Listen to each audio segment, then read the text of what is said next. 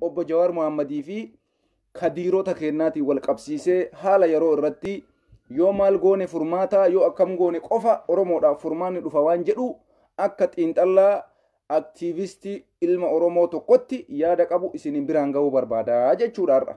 Tokkoffarratti argaa jirtanii Ameerikaa keessatti haadha warraa obbo Jawar Muhammad arfaasee dabalatee qaamolee Ameerikaa nama lama ta'uudhaan Jawar Muhammad akka mana hidhaati hatattamaan hiikamu dhiibbaa guddaa akka irratti godhamu qaamni lama wucci guddaa ministeerii yookaan hajaa alaa Ameerikaa Pooppoon isa jedhamu sanitti barreessanii jiran gaafatanii jiras akkuma isin argitan miidiyaawwan warra soddaallee miidiyaan Abiyyiin Facebook irratti qopheeffatee fi isaatii deebisee Soomaalii jedhe deebisee wanni Abiyyiin Amaaraa waliigalee Oromoon cabsuu deemu marti waa'ee kanaatti deebi'anii gabaasa kanatti fufaa jiran jechuudha. Akkuma yoo Facebook seentan waan akkanaa kana argitan jechuudha. Kuni injifannoo keessan qeerroo. Injifannoon keessan abbaa keessanis abbaa qeerroo yeroo gabaabduu keessatti baasanii isin biraan ga'uuf deemaa jechuudha. Kanaafi wanni amma isinirraa sa'uu deemu maali? Har'a wanni amma waa'ee Jawar Muhammad irratti deemu miidiyaan naafxanyaa maal jechuu jira waa'ee Jawar? Kadiroon maal jechuu jirti? Jara nawaata akka isinitti hima. Ummanni kuni ummata ajaa'ibaati. Warri kaleessa Jawar Muhammad Yamanii jedhu. Warri kaleessa Jawar Muhammad Masrii jedhu. Warri kaleessa Jawar Muhammad Itoophiyaa miti jedhu. Har'a Jawar Itoophiyaadhaa jedhanii mormaa jiran. Isin hin garramu? Ya diqaalaa Arabnoo jedha. Achi taa'ee Abiyyi bira taa'ee diqaalaa Arabaati. Aktiivistii jettee ofiin dhaaddi warri jedhaa ture. Har'aas bayanii miidiyaa isaaniitiin afaan guuttatanii Jawar Muhammad lammii Itoophiyaati. Itoophiyaadha Ameerikaa waa'ee Itoophiyaa keessa galuun qabdu. Jawaariidha akka barbaannetti ajjeefna. Akka barbaannetti hiina. Waan barbaanne goona. Namni nu dubbatu hin jiru. Nuti mootummaa abbaa irreeti. Tooftaa goone hunda isaanii biyya dachaafne. Daawud Ibsaa Abaa'oo Eltiraadha hidhee fuune galchine. Abiyyi Oromoo fakkeessine sababa isaatiin Oromoo qabanne. Lammaan afaan dammaa Itoophiyaa suuseenoo jedhee Daawud Ibsaa bira dhaqee Daawud Ibsaa waqqasee gurbaa dheeraa san maqaan isaa maa inni wucci guddaa ministeerii Abiyyi ka Oromoo ka jalqabaa san ka amma achi kaasanii biyya wayiitti darbanii wasaakaa godhan san maqaan isaa eenyu jettanii nama san jalqaba waa'een hajaa alaa wucci guddaa ministeeriin Itoophiyaa isa tureeyyu wayita Abiyyiin jalqabaa dhufu jechuudha. Isa achi kaasanii gadduu andargaachuu kana bakka buusan. Gaafa jalqabaa ummata kana biyya deebisu Abiyyiin miidiyaa takkan cufu gaazexanyaa takkan hidhu paartilee siyaasaa takkan hidhu akka dimokiraasiitti deema abbaan fedhe alaabaa fedhe laballabuu mirga qaba akka fedhe socho'uu mirga qaba jedhee namni ummata guutuu Itoophiyaa jiru kana sabaa fi sablammii akkasuma paartilee siyaasaa morkattoota ABO irraa kafee KFO dabalatee aktiivistoota Amaaraa ta'ee ka Oromoo biyya alaa irraa fuudhee namni biyyatti deebise mootummaa sirna naafxanyaa leellisaa Abiyyi Ahmad kanatu Oromoo fakkaatee bifa Oromootiin bifa qayyaratee afaan Oromoo baratee Oromiffa nutti haasa'aa hayyoota keenya nyaachuudhaaf ummanni naafxanyaa kun bakka buufatanii ka fidan tokkoffaa isa jechuudha. Gaafa jalqabaa ummata kana biyyatti deebisan maal jedhanii biyyatti deebisan? Nam tokko ni hidhamu. Miidiyaan takkan cufamu. Miidiyaan takka yoo biyya san keessatti ka cufamu taate nuti terroristiidha. Nuti yakkamaadha. Nuti gadaayiidha. Seeraan gaafatamuu qabna namni jedhe Abiyyi Ahmad mataa isaati. Har'a maal godhe miidiyaa guutuu cufe. Miidiyaa sagalee ummataa ta'ee dabarsu akka OMN miidiyoota garaagaraa ka Oromoodhaaf dubbatu tokkochi hin dalagu. Mee miidiyaa kamtu dalagaa Itoophiyaa keessatti jira hin jiru. Kana guutuu namni cufe anaa miti Abiyyi Ahmad. Kana ka dalage anaa miti maal gochuudhaafi miidiyaa isaanii qofaan ummata burjaajessuuf.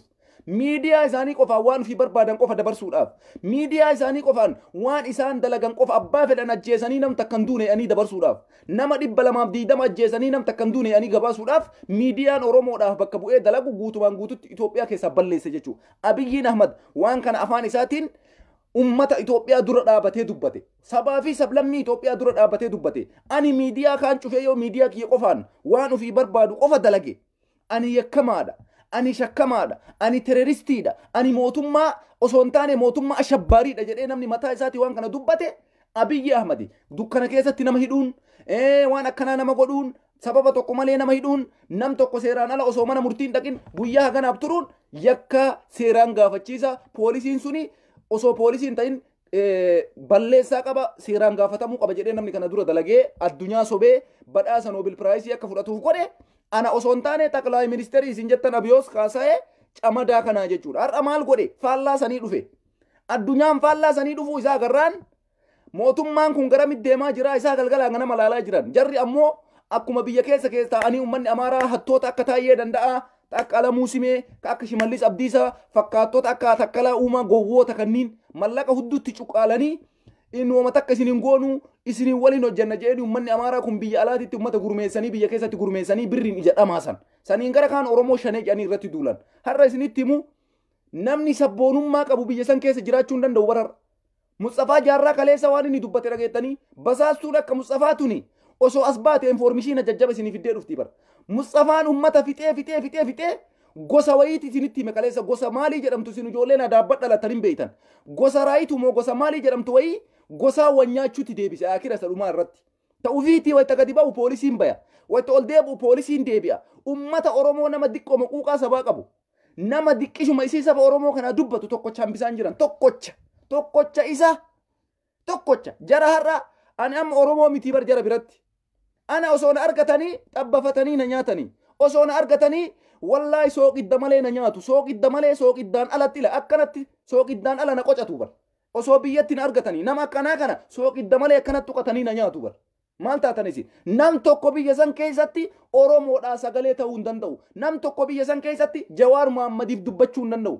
nama kutataa malee ka Jawaarii jedhee nasbeetii ya kenna jedhe malee ka Oromoodhaa jedhee nasbeetii ya wareega jedhe malee wallaahi waqasaman billaahi akka nammas taa'ee biyya ambaa keessa taa'ee dubbadhu kanatti biyya keessa taa'anii sagalee ummata Oromooti ta'uun amma bara mallassan caalaa jabaataa ta'ee deebi'ee jechuudha. Mallasiin caalaa amma badaadha. Abiyyiin Ahmad bar nama abaa'oodhaa ilmi kee bosona jira jedhee abbaa faadha ajjeesuu bar. Nama abbaan kee ilmi kee biyya alaa biyya faranjii biyya arabaa jira jedhee abbaa faadha dullaan duuda cabsuu bar. Abiyyi Ahmad jechuun akkana. Kana ka dalage eenyu basaastota biyya alaa irraa galte. Ta akka Mustafaa Jaarraa, ta akka Hangaasaa Ibraahim. Fakkaattota akkanaa tanu maqaa isaanii hin beekne Shawaa keessa jirti. Jimmaan keessa jirti. Oromoo kutaa 11 keessatti basaastuu akkanaa kana qopheeffatee warra biyya jiru warra maatii isaanii beekan. Ilmi isaa ala taa'ee sirratti qabsaa jedhanii abbaa isaa biyyatti tuma. Mootummaan Tigraay kana nun goone qabadha. Mootummaan Tigraay ummata Oromoo irratti waan akkanaan dalayne. Sheerii walii godha. Waan ajaa'ibaa isinitti himuu deema. Waan biraa. Waan kanaafi biyya san keessatti har'a Oromoon inuma salphate.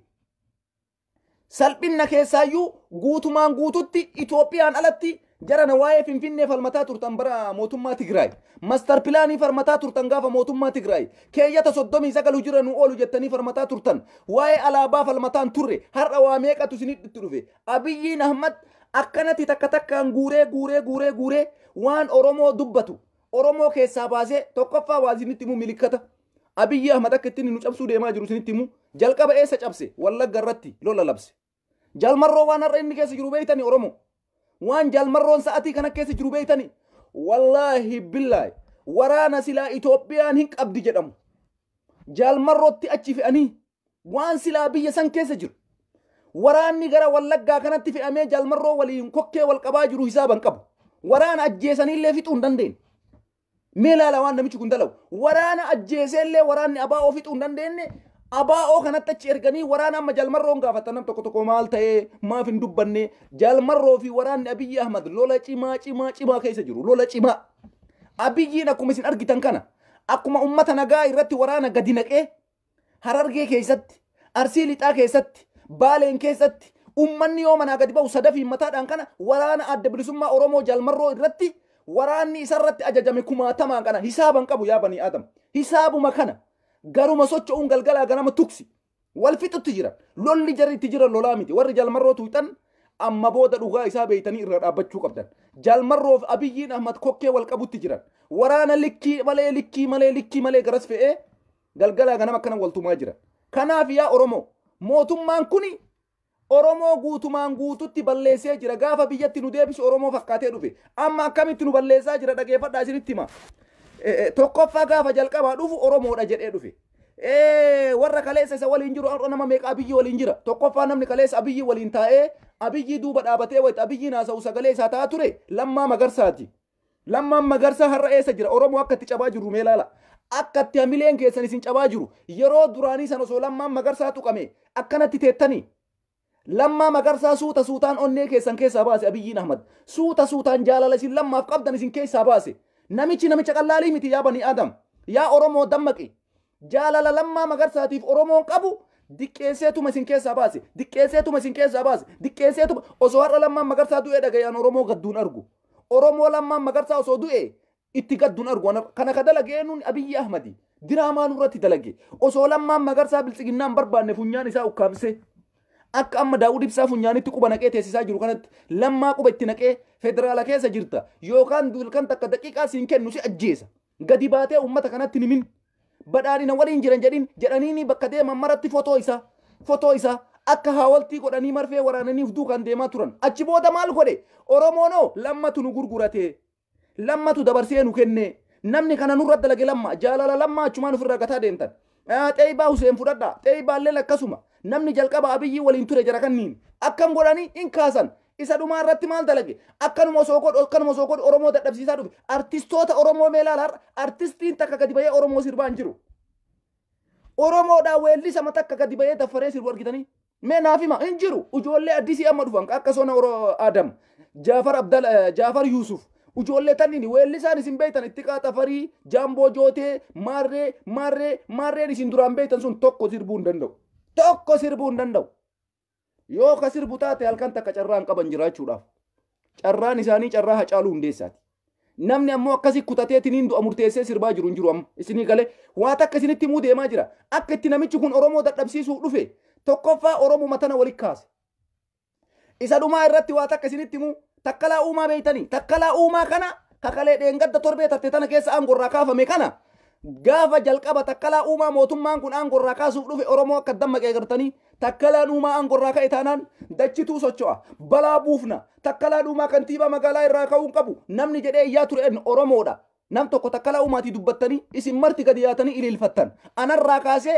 gammadee in ililfadhean akka nama tokkootitti sargii godhadhe isiniin jedha sargii godhadhe bakka jirutti gaafa takkalaan uumaa kantiibaa magaalaa Finfinnee gadhiise kana eenyutu nurra dalage abiyyi ahmadi tooftaadhaa warra isin jaalattan onnee keessan keessaa baasaa deema nama isin jaalattan hunda onnee keessan keessaa baasaa deema achi booda gaafa isin gattanii argu inni illee achi fuudhee nama ofii bakka buufata ilmee ilaala amma wanni inni Adaanechi Abeebee achi kaa'eef maaliif beeytanii Adaanechi Abeebee hintaloo amma paarlaamaa irraa gara gadi guddattee bara paarlaamaa irraa gara kantiibaatti ka guddatte ati paarlaamaa keessa abbaa alangaa federaalaa keessaa gadi guddattee kantiibaa magaalaa ta'uun tokkoffaa wirdatnu salphinna guddaadha Adaanechi Abeebeetiif kuni salphinna guddaadha ila dhageeffadha waan abiyyiin dalageef tana waa takkaafi yoo ammatti fidee ani ummata naafxanyaa nama jarri qopheeffatan kana bakka kana buuse abiyyiin guutumaan guututti waa mara amaaratti kenne naan jedhani Adaanechi Abeebee anaa hojjetti isiin rakkoo hin qabu ammaaf oromoo ittiin sobee akka dubbiin takkalaa uumaa tuni ummanni natti ka'ee natti wany'e dubbii takkalaa uumaa kana qabbaneessuudhaaf jalqaba Adaanechi Abeebee bakka buusaa ummanni yoo ana Adaanechiin bakka buuse oromootu biyya bulchaa jira kantiibaan magaalaa Finfinnee oromoodha jedha anachi booda ammoo nama biraa ka bakka buufadhu qopheesse lagiseedhaaf baatii takkaaf lama Adaanechi kantiibaa magaalaa Finfinnee haa taatuudha oromoo Adaanechi wayitu achin turtu isinitti maan baatii takka lama caalan teettu Adaanechi abiyyiin akka isin kaataniitiin akkamitti naafxanyaa Finfinneen nu shuumte huwway haizoo liqaqanyi akka isin jecha kanan jenneef Adaanechi Abeebee paarlaamaa abbaa alangaa federaalaa keessaa gara kantiibaa guddisee jechuudha beejarara namichi kuni taktiikiin inni ittiin nu cabsaa jiru akka nuuf hin beeynetti nu balleessaa jira ahaa amma Adaanechi dhuftee jirti eega Adaanechi dhufte takka laaf Adaanechi tokko baa jette oromoo gowwaan Adaanechis achi hin teessu rabbiin isin agarsiisa Adaanechi Abeebee yoo baatii sadi yoo guddate yoo ji'a afur kantiibaa magaalaa Finfinnee taate jabaatte dhugaa isinitti himaan yoo ji'a afur kantiibaa magaalaa Finfinnee irra Adaanechi turte inuma jabaatteeyyu malee inuma tureeyyu abiyyiin inuma obseef dhageeffadha akkanatti isin salphisaa deeman takkalaan uumaa har'a gaazii hojjeta nadaajii irratti shumanii waa'ee boba'aa fi maalii jedhanii kanarratti ramadan mee laalaa salphina kana qabu kaleessa osoo akka awwalaa dhufe saniin lammaa magarsa abiyyiin tuqee hin dhiiftan takka jedha dachi socho'a lammata takkalaan uumaa osoo akka awwalaa dhufe saniin abiyyiin takkalaa kaase namni isa dhiisu hin jiru onnee keessan keessaa baase jalqaba jaalala jara kana isin keessaa balleesse akka jarri kun baandaa ta'an godhe oromoo biratti akka oromoon jara jibbu godhe akka oromoo biratti jarri kun dhageettii dhaban godhe ila mee laala oromoo biratti akka xireeffatamu godhe lammaa magarsaa akka oromoon xireeffatu godhe xeeybaa hasaniif isin dubbattan dhugaa isinitti himan takkalaa uumaallee akka ummanni kun jibbu godhe finfinnee gurgurate kondominiyeemii qoode kan kana dalagu isaa miti bar abiyyi matu akkana goosisa maaliif onnee sabaa keessaa baasuudhaaf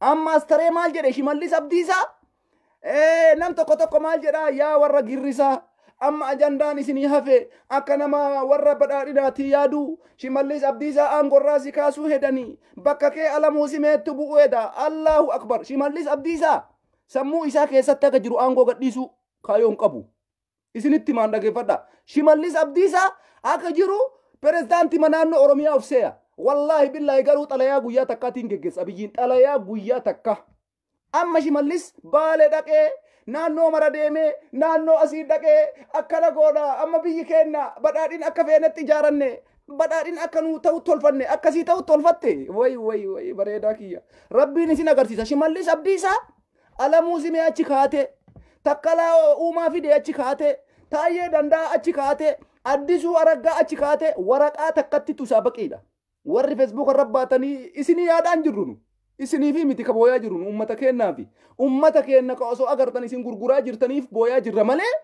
isin akka feetan wal godha onnee keenya keessaallee baatan Oromoon isinii dubbatu hin jiru isintu nu salphise isintu osoo argu nu gurgurate lammaa magarsaafis hin dubbannu takkalaa uumaatiifis hin dubbannu Shimallisiinis yoo borganama yoo nuu ta'e mukatti safannisan anaaf ililiidha ani uffata qullaa baafadhee isinii fiiga isiniin jee yoo Shimallis Abdiisaa aangoo gadhiise uffata kiyya ofirraa baasee qullaa laayivii as dhaabadhee laayivii isinii waraaba abdii kana waadaa isinii seenee ture har'as taanaan waadaa saniin guuta Shimallis Abdiisaa qofa eegaa jiraan takkalaa uumaa jedhee ka'ee jira aangorra Shimallis Abdiisaas abdii guddaa qaba hinkaa guyyaa inni kaasu yeroo gabaabduu keessatti arguuf teessan Shimallis Abdiisaa mataan isaa inni maal jedha garuu ana namni asii na kaasu hin jiru jedha akka waan ofii isaatii muudama ofii kenne abbaan fedhe nan kaasu ani mootummaa naannoo Oromiyaatii warri olola oofaa ololtuun dhagayinaa jedha ololtuu miti dhugaa rabbii si agarsiisa xalayaa takka sii dhufa guyyaa takkatti qofa xalayaa takka Abiyyi Ahmad gassii barreessa nagaatti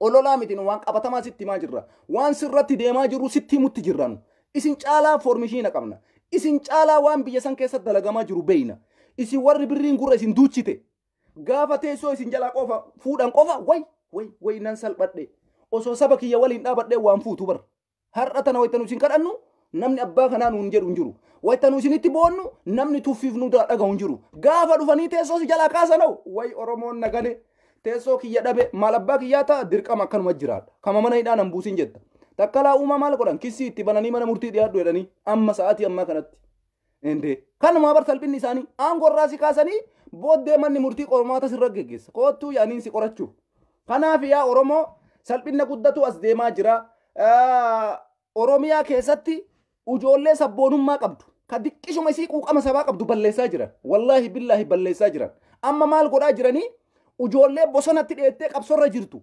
abboota isaanii basaastuu qabatanii ta akka Mustafaa Jaarraa tanniin laalame ta akka Mustafaa Jaarraa ta'u ilmaan Oromoo sanyii duguuguu barbaaddu dachirra jara akkanaa kana qabatanii Oromiyaa kutaa 11 keessa deemanii ilmi kee eessa jira ilmi kee ka bosona jiru sun yoon dhufin si ajjeefna ammarraa yookaan fuunee mana hidhaatii si darbin yookaan rakkoo akkanaa sirraan geenadhanii abboota ijoollee doorsisaa jiran kana ka dalagaa jiru eenyu basaastota akka Mustafaa Jaarraa fakkaanya akka Hangaasaa Ibraahim ta ilmaan Oromoo dachirraa xuruuraa jirtu ta ilmaan Oromoo dachii kanarraa balleessaa jirtu jara kana Oromoo kabiraa maali waan ani isinitti himuu dhufe kanaafi basaastuun akka malee baay'attee jirti carraan nu qabnu maali carraa takka qofa Abiyyi Ahmad mootummaa abbaa irree ta'uu murteessee jira garuu haga inni jiraatu Allahu a'lam haga inni jiraatu Allahu a'lam gara isaatii dhibbaan dhibbatti murteesse mootummaa abbaa irree ta'uu takka jedha Oromoo waa takka murteessuu qabna nullee warri biyya keessa jirtan yoo dandeettan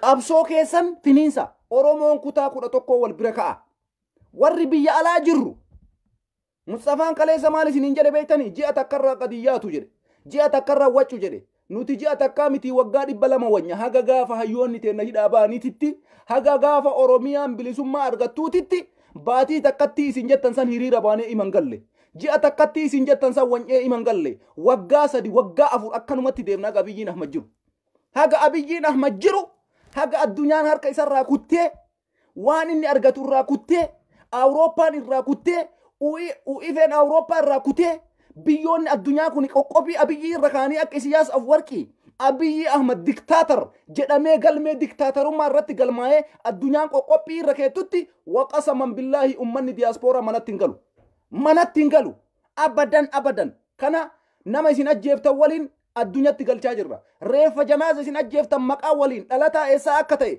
galmee waliin barreeffamee mootummoota addunyaa Awurooppaa biyyoota garaagaraa maratti galaa jira. Kuni waan sobaatii miti. Kana akka ajjeese rasaas abiyyiiti. Kana akka ajjeese qawwee Abiyyi Ahmad neem raha.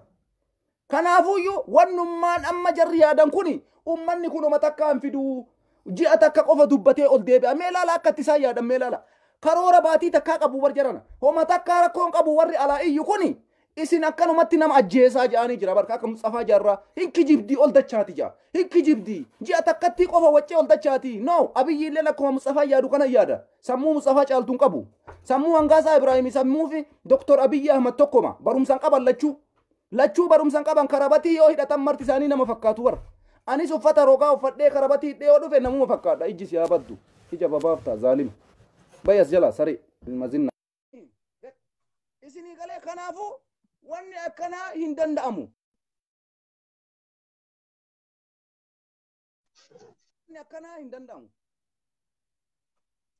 Kanaafi namni barumsa qabne sammuu ittiin biyya bulchuun qabu qawween alatti. Namni barumsa qabne sammuu ittiin waa jijjiiruun qabu qawween alatti. Namni barumsa baratin sammuu ittiin nama jijjiiruun qabu qawween alatti. Kanaaf karaa qawwee filatan. Kanaaf qawweetti amanu. Kanaaf qawwee murteessan Hangaasaa Ibraahimii fi Abiyyi Ahmad garaagarummaa takka qaban garaagarummaa takka tokkoma jarri lachuu tokkoma.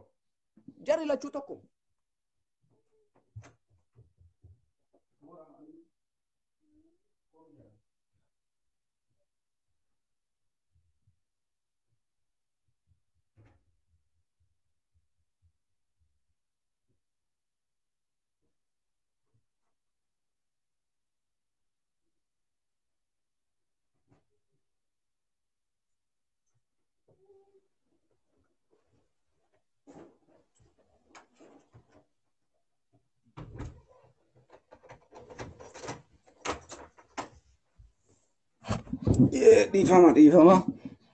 Kanaafi akkasitti ilaaluu qabdan garaagarummaa takka hin qaban jarri kun lamaan tokkoma Abiyyii fi Hangaasaan tokkoma waa takka garaagarummaa takka hin qaban barumsa hin qaban hin baranne osoo baratanii nama barate hin jibban osoo barumsa qabaatanii nama barumsa qabu hin jibban. Kanaaf ilmaan Oromoo bakka jirtan maratti qaabsoo keessan finiisuu qabdan. Ani amma maal isinitti himaa maaltu jammarame beeytanii amma wanni haarofni maaltu jammarame wanni haarofni amma jammarame maali? Dhageeffadhaa isinitti himaa waan haarawaa amma jammarame. Wanni haarofni amma jammarame mootummaan Itoophiyaa kuni mootummaan Itoophiyaa ka biyya kana bulchaa jiru Abiyyi Ahmad kuni jechuudha.